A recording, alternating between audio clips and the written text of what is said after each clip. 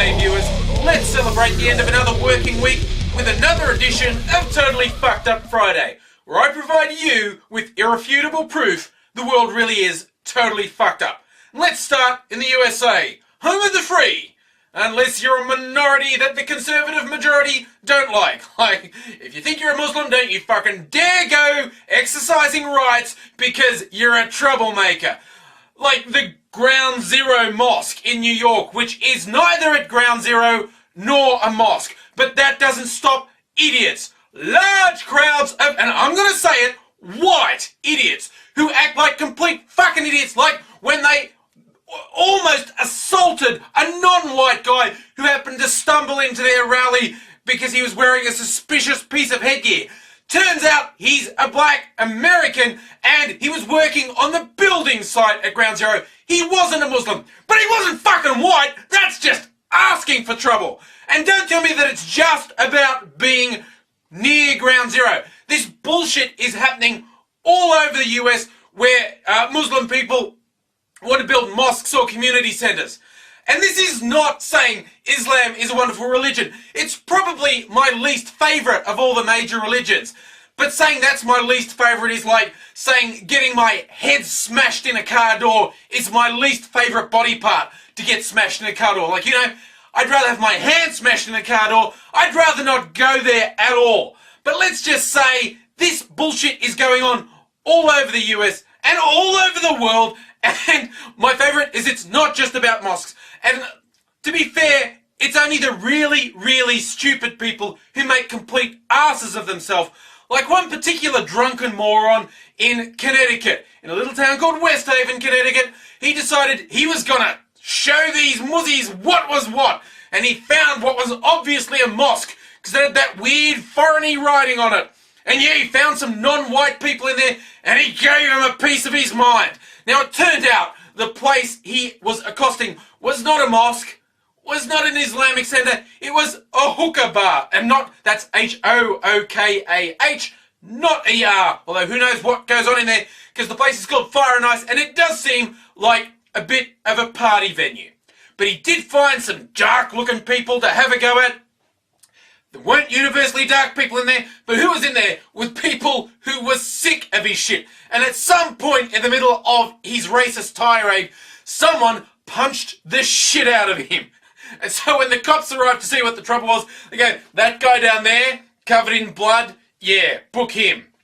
He threatened us and ended up falling over? Who knows? At least there's some justice going on in this world.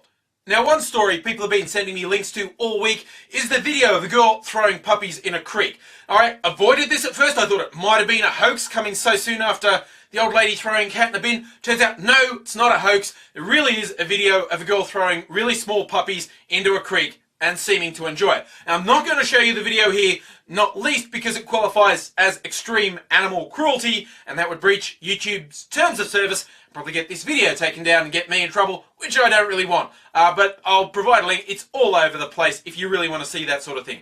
Now, the predictable outrage happened when this went to air, and those feisty lads, the B-tards of 4chan, said, let's go get this one. And they have probably identified the person who did it, which is more than a touch creepy when you think about it, when all they had to go on was where it was uploaded from.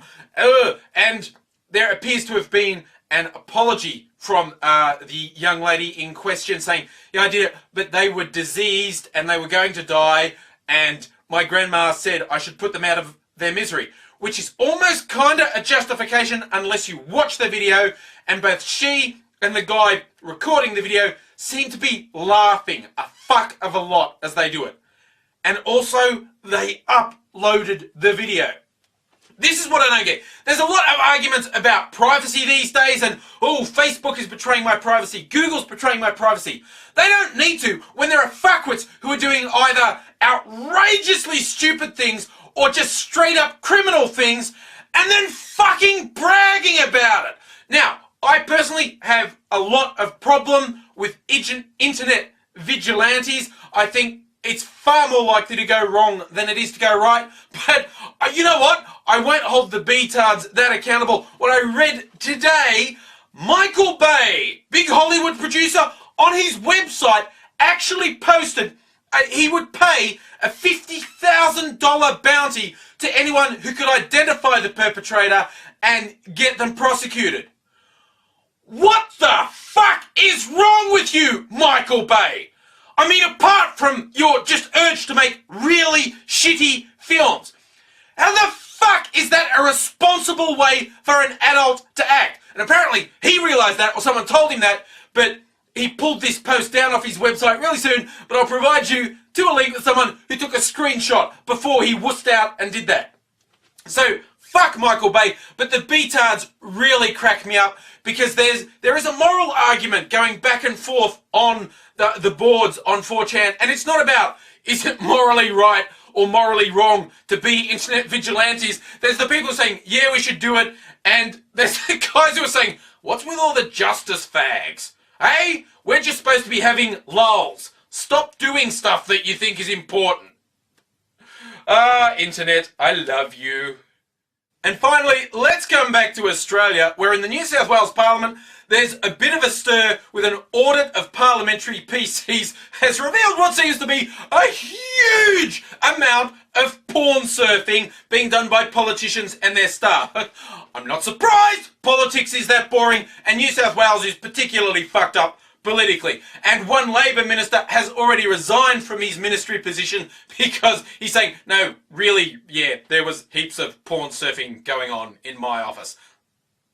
Sorry. But the real highlight is fundamentalist Christian fuckwad Fred Nile.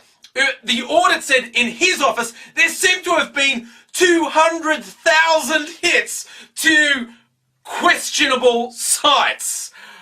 Wow, I don't think even my web history would show up that many porn hits. And now, predictably, for someone who always tells the truth, Fred says no one's surfing porn in his office. Not him, not his staff. Oh, wait, my staff were doing research, because if we're going to condemn pornography, we have to know it's out there.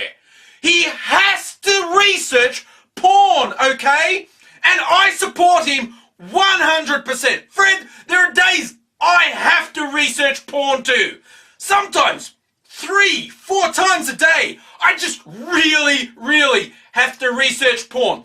So I want to defend the Reverend Fred Nile. You know, just because we've had so many examples of these fundamentalist Christian fuckwads being against porn or against the gays, against drugs, and they turn out to be the type who spend all their church's money on crack cocaine and male prostitutes.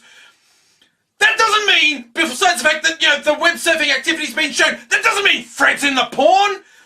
Look, you people seem to be proposing that instead of judging Fred from the things he says, we should be judging him from the things he actually does.